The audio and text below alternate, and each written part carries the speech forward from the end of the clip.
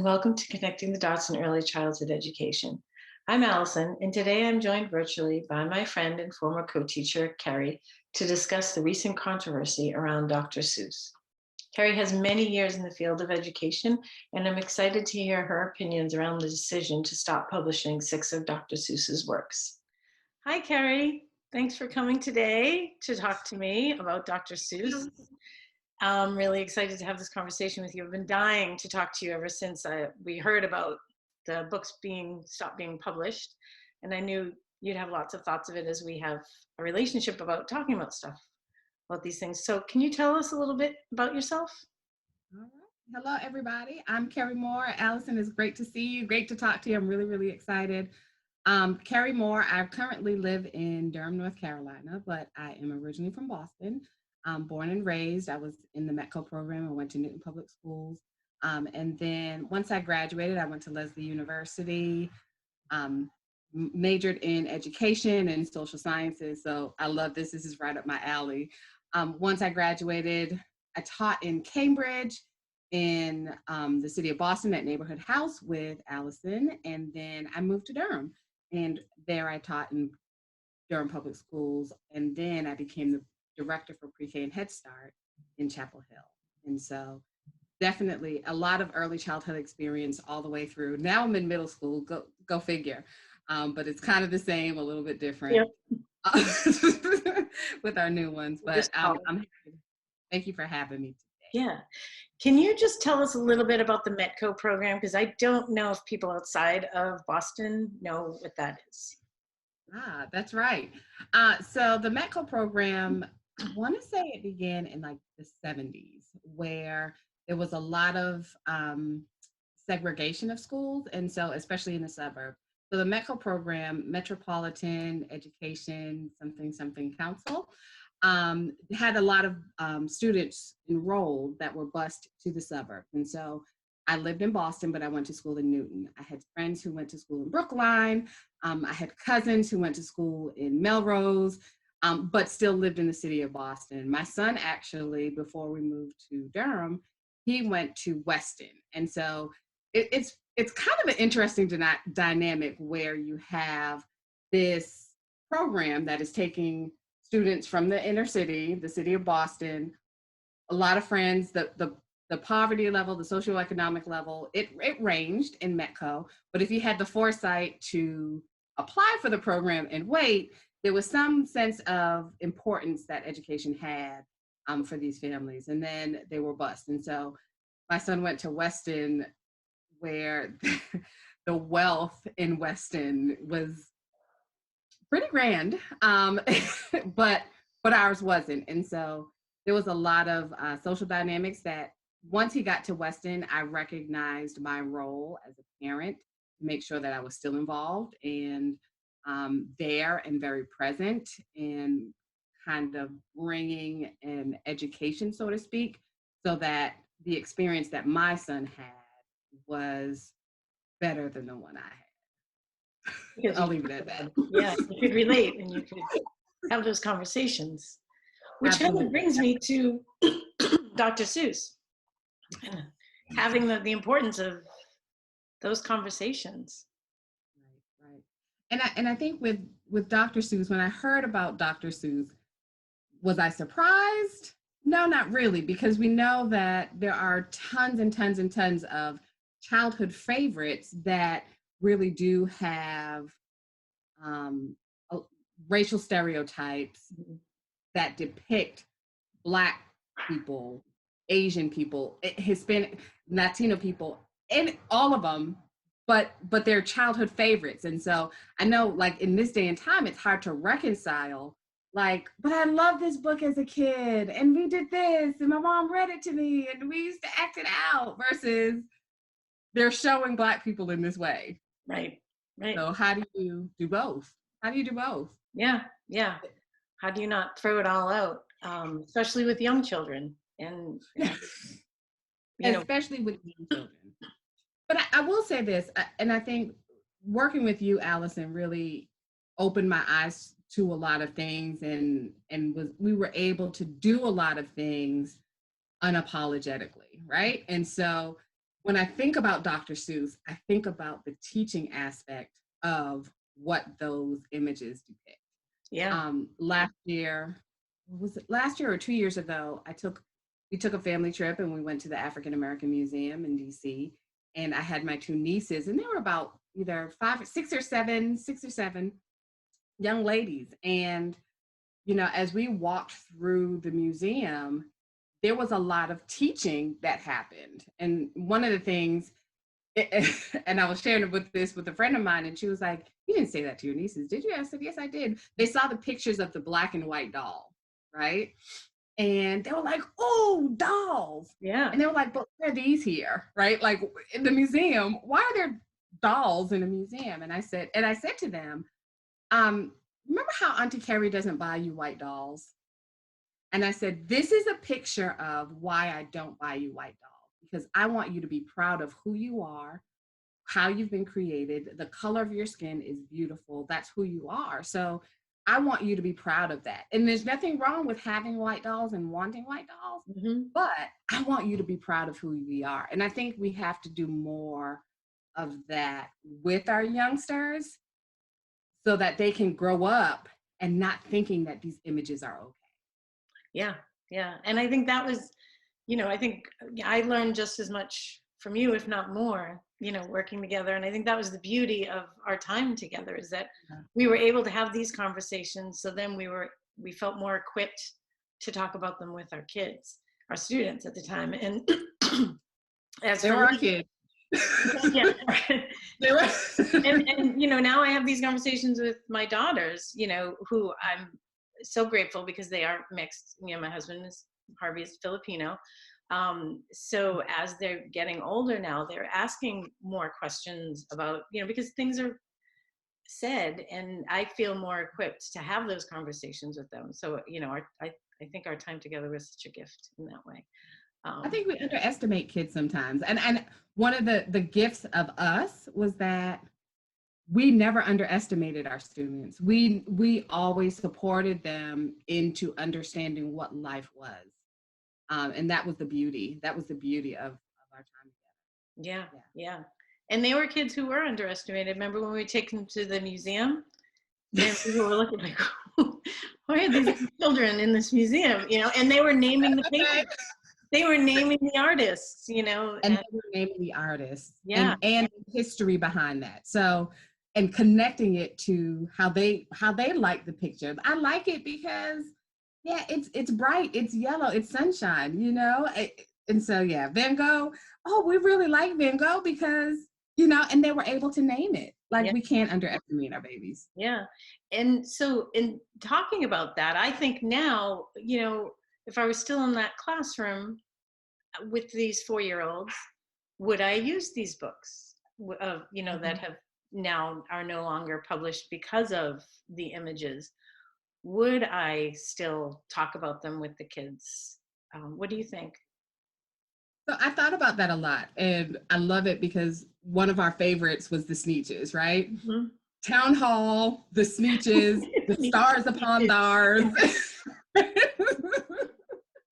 That was one of our favorites. We acted it out every year. Like we read it, the kids loved it. But when we used it, if you remember, we also taught about collaboration and fairness and why it wasn't okay for Mr. McBean to come with his machine And take the stars and and all take the stars, money. right? Right. But I think it is, I personally don't think that we should cancel the books, right? With the depictions, but I think we need to use them as teaching tools Mhm. and making sure that our students are exposed and can be able to name it and call it out when they see it. Because if we erase everything that is offensive, then we won't know what is offensive and why. And we erase the history of that. And I think that's an important thing that we need to kind of hold. So I don't believe in cancel culture. I believe that cancel culture should be learning culture. Mhm. And we need to teach our kids about it. And I would do Stars Upon Stars one more time. I would. Go back and do it one more time. Well, one of the fascinating things that I learned in researching more about Dr. Seuss that I think is an amazing teaching tool is that, he was very pro World War II. He was very liberal, but he believed the United States should get involved. And he was of German descent. So while his political cartoons really vilified Hitler, he lumped all the Japanese people in with the leader of the time and vilified the whole entire country. And so a lot of his cartoons were pro the internment of the Japanese people at the time. Now, what then happened was after the war, he went to Japan and he saw the devastation and he got to know the people and became very close friends. I can't think of the person's name off the top of my head, but when he came back, that's why he wrote Horton Hears a Who. And that's what, and my thing is, that's a amazing thing, but gosh, how I wish we knew that. Right.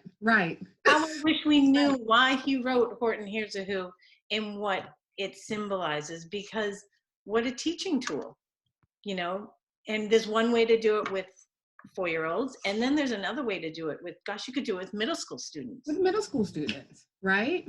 Because they heard these stories as students, as young children. They loved them. They acted it out. Had they done that in their classrooms, but then the history. I can't get away from. We cannot erase our own history, right? Because it is a teaching tool, and students need to learn it. Yeah. Even the youngest ones. Yeah. You think about redemption and what happens when you make a mistake. How do you fix it? Mm-hmm. What happens when you thought one way and you changed your mind? Yeah. Right? For the better, especially. Those are skills that our students still need to learn. And because we hold on to our belief, when we hold on to our beliefs so tightly, and we can't kind of engage in that discourse to say, maybe I wasn't right. Right. How do we grow? How do we grow? Yeah, and how do we, pointing out brilliant people who made amends for mistakes. And I think I totally agree, but I do think moves that are being made, like my husband just told me the other night that Jeep is renaming the Cherokee. And they're actually taking votes from people of how to rename it. And, it's an interesting thing because, the Cherokee people aren't benefiting in any sort of way. Right.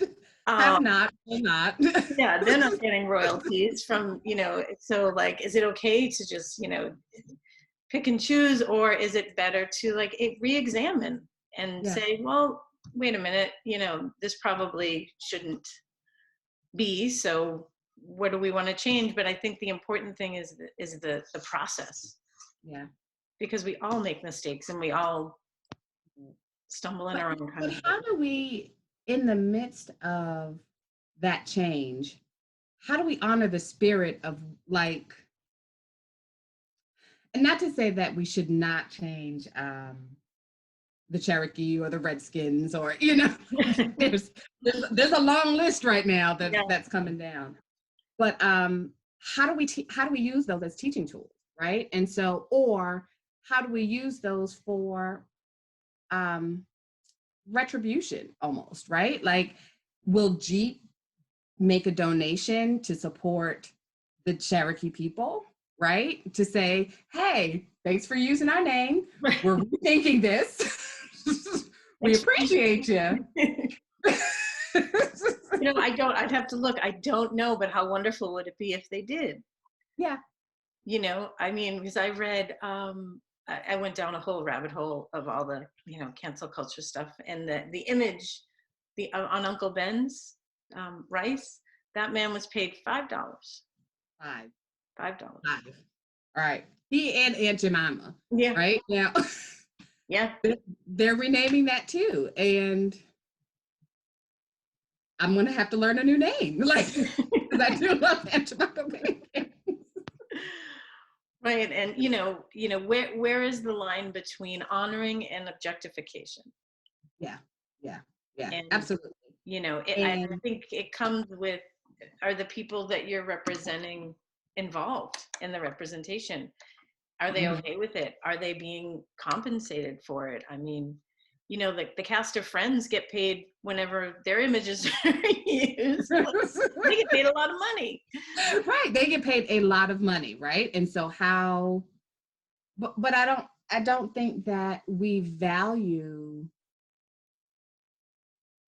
people who are not white enough, Mhm. right? To then say, because right now it is, oops, we're sorry. Right. We'll change, right? But what about the damage that has been caused up until that point, Mhm. right? How do we repay, so to speak? Because it's hard to say, but I don't ever think we'll see a level playing field, right? I know I won't in my lifetime. Yeah. Okay.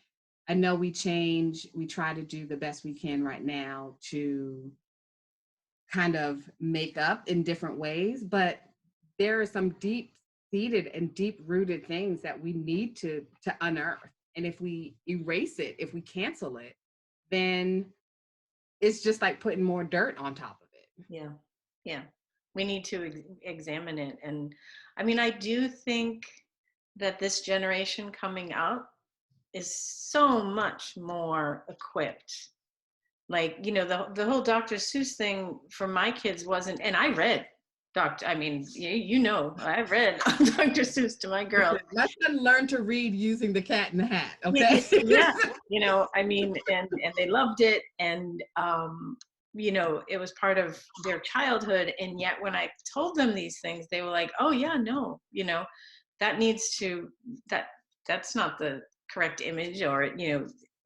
the use of the word Eskimo, and um, they understood. But I think they understood that because the education they're getting and the history they're getting Yeah. is Yeah. so different than the history I got, for Right. sure.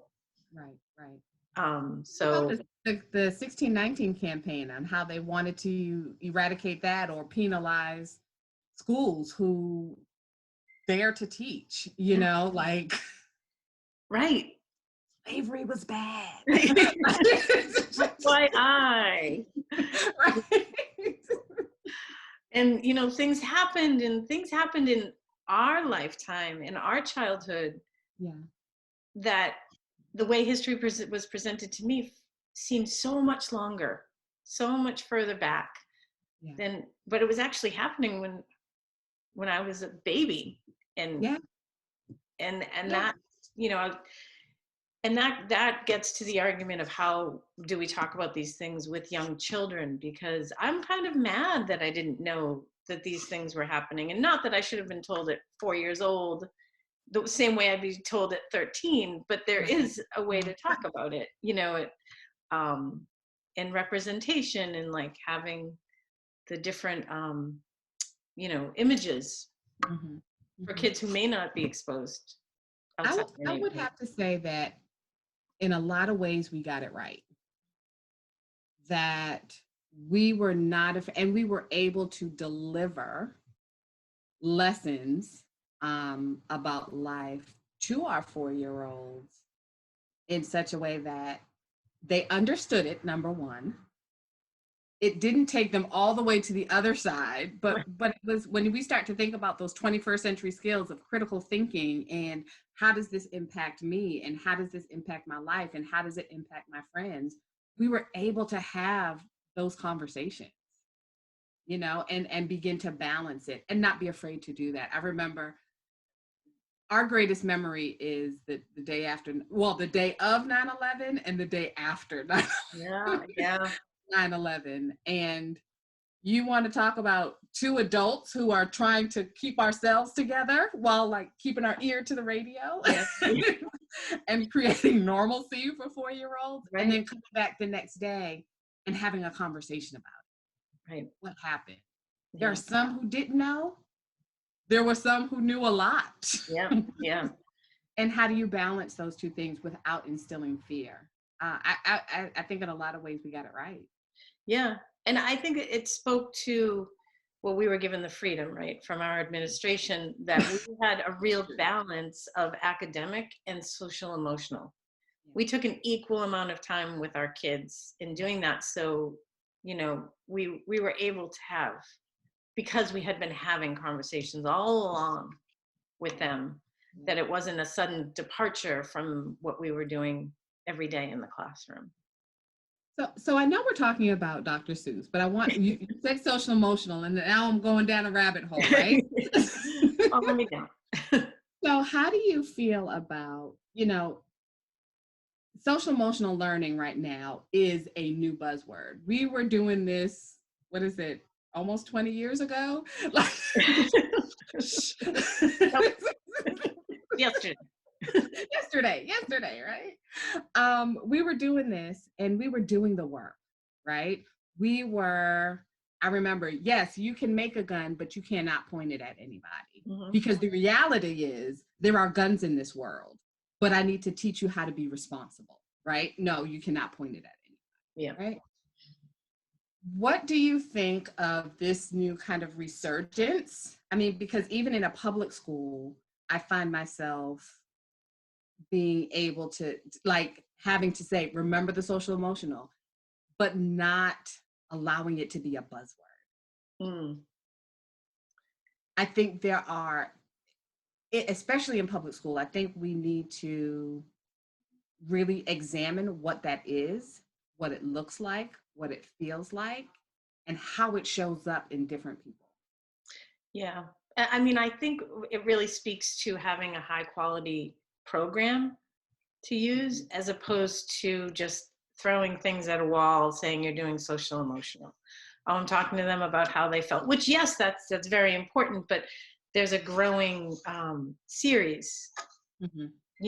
that needs to be followed so that kids can grow along with it. A while back, I was fortunate enough, my daughter's third grade classroom, I was fortunate enough to do once a week in their classroom. I did a social emotional curriculum. I kind of put two together, but as it grew, sometime in December with the holidays and I got sick. I wasn't able to go. I think 3 weeks in a row. So when I finally came back, those kids talked and talked and talked because they had missed having the structured activity, and then within that activity the discussions that would happen. And it was amazing. At one point, one boy stood up and he said so bravely, when I go over to, and they couldn't use names and they knew that, but they said, when I go up to a group of friends, they put down what they're doing and they tell me they're really not doing anything, or they hide. And that group of children owned it. They didn't deny it, they owned it, they apologized. But this all happened because it was a systematic approach, as opposed to, oh, it's 2 o'clock, I have to do something social emotional.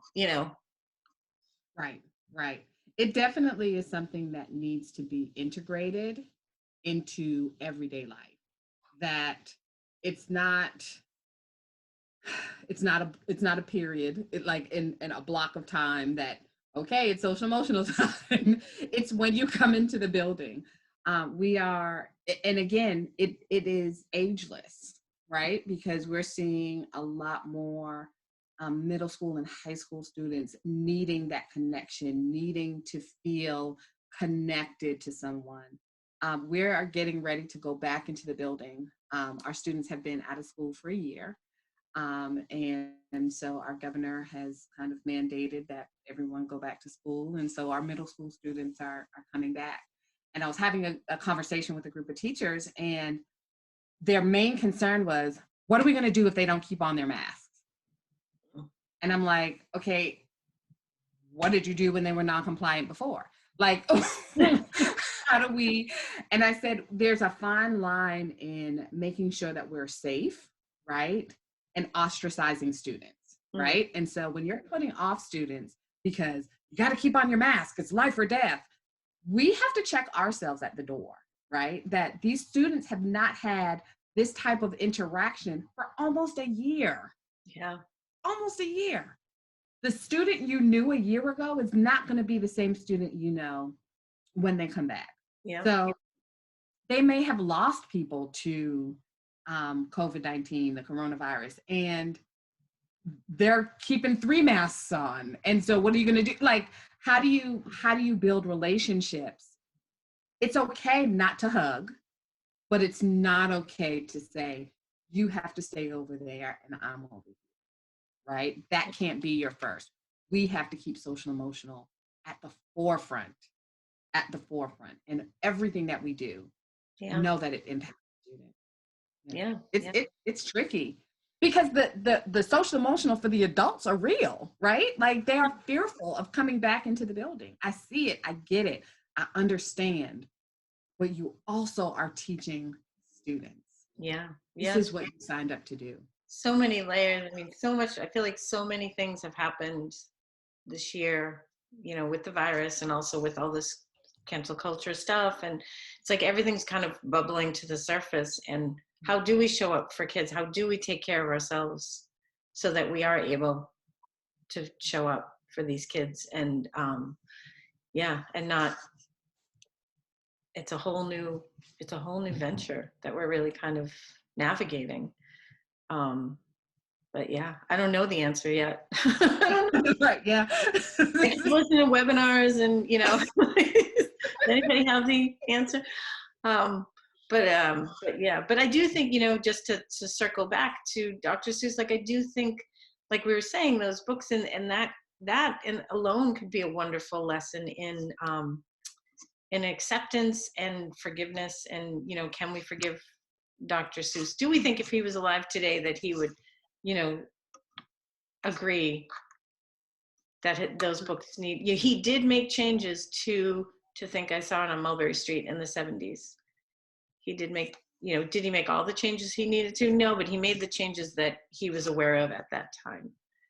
And so, And I think we need to honor those things, right? Where, and you think about the life that he led, right? We can't ignore that we all grow up in our own culture bubble, right?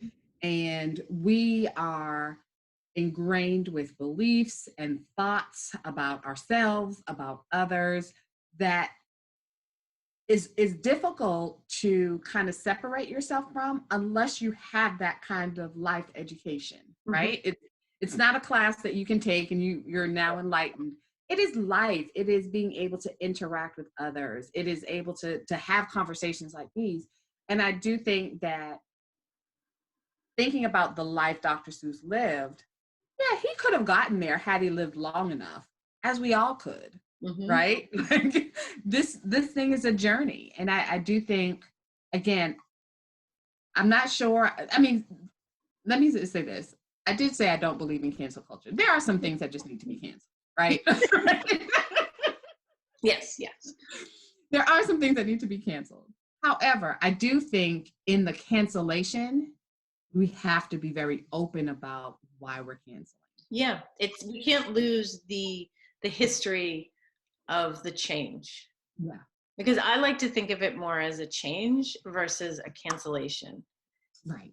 So, and that's kind of how, like, oh yeah, I hadn't thought of that. And now I'm glad I know that, I'm a little bit better of a person, but I know I always have more to go, and I think that kids are teaching us, every day because they see it.